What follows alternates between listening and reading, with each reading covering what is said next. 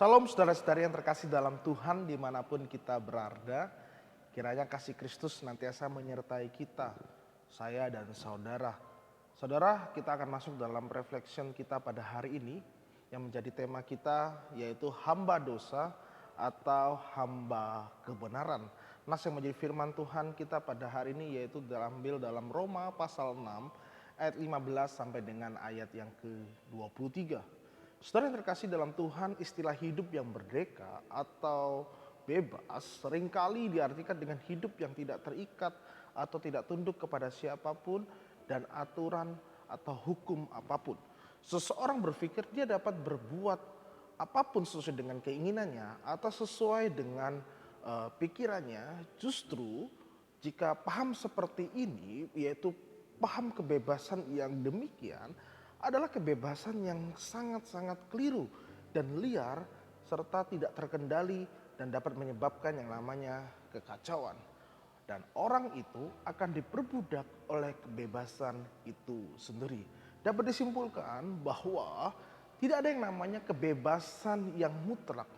Mungkin kita tidak mau tunduk di bawah kuasa Kristus dan memilih untuk meninggalkan Dia dan beranggapan bahwa kita bebas. Tapi kenyataannya adalah kita justru memilih menjadi hamba dosa dan diperbudak oleh dosa.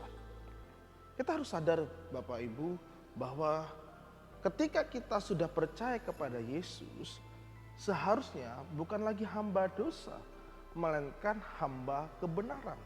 Paulus di sini tidak memberikan pilihan apakah tetap menjadi hamba dosa atau hamba kebenaran dalam ayat 15 sampai dengan ayat 16. Tetapi Paulus memberi penegasan bahwa orang yang sudah dimerdekakan dari dosa hanya ada satu pilihan, menghambakan diri kepada Kristus sebagai hamba kebenaran.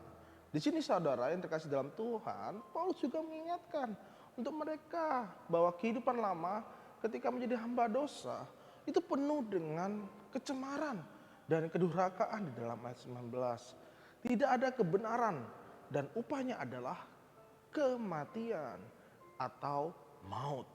Tidak ada keuntungan ketika hidup kita di dalam dosa. Sebaliknya ketika kita menjadi hamba kebenaran, Tuhan dapat memakai mereka untuk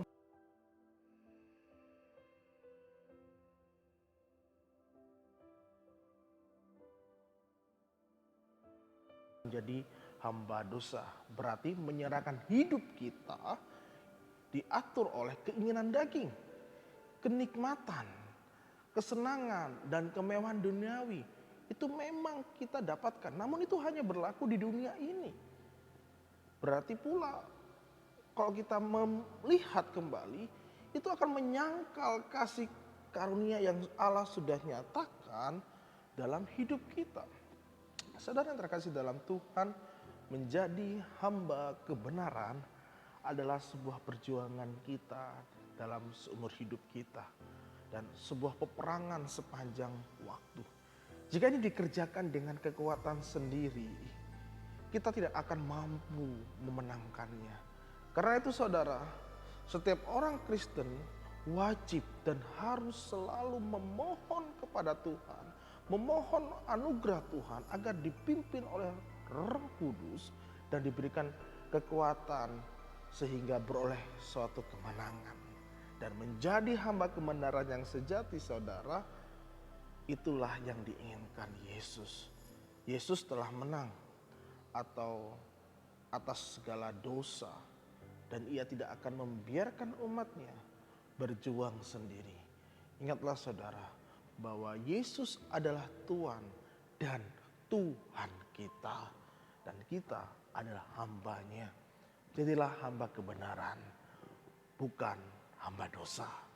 Amin. Tuhan Yesus memberkati.